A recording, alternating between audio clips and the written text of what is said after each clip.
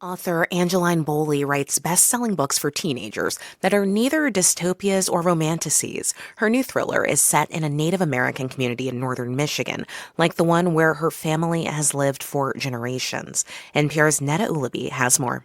Who needs dragons or death matches when you can suck readers in with dramas about foster care or living on the run and working as a waitress while someone is trying to silence you? My heart races when the handsome native guy enters the diner.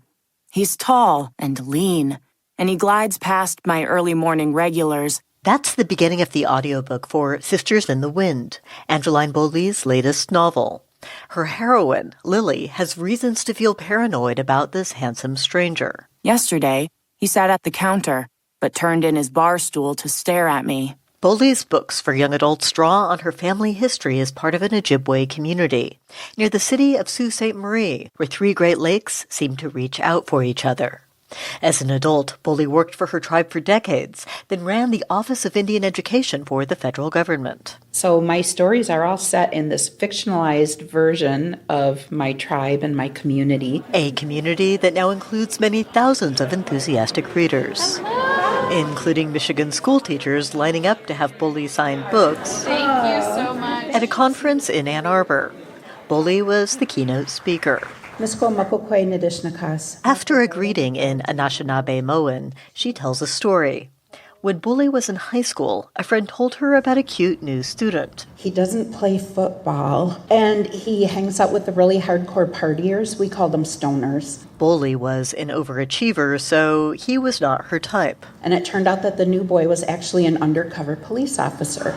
But what if they'd met, she thought? And what if we liked each other? And what if somehow he needed her help? Then I had this thought that stayed with me for 36 years, and it was, why would some undercover drug investigation need the help of an ordinary 18-year-old Ojibwe girl? That became the basis of Boulley's first book, Firekeeper's Daughter. She pitched it to agents on Twitter. It sold for more than $1 million. And in 2021, it became an instant bestseller. So was her next novel, which she pitched like this. It's Indigenous Lara Croft. But instead of raiding tombs, she's raiding museums and private collections to retrieve stolen ancestors and sacred items that do not belong in museums and in private collections. But the main character is 16, and so none of her heists go the way that she plans. I had never read a book that discussed museums and Native American artifacts and the theft of them and the return of them.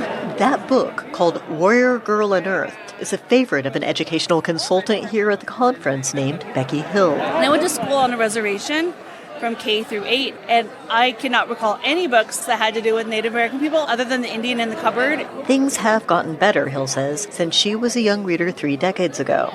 Still, she mentions a study by the University of Wisconsin from 2018 that found only 1% of children's books feature Native characters. At the conference, a group of musicians performed a traditional honor song for author Angeline Boulley. And there was a land acknowledgement. Boulley said she appreciated it, but she added, whenever you hear a land acknowledgement, you should go and buy a book by a Native author. Neda Ulaby, NPR News.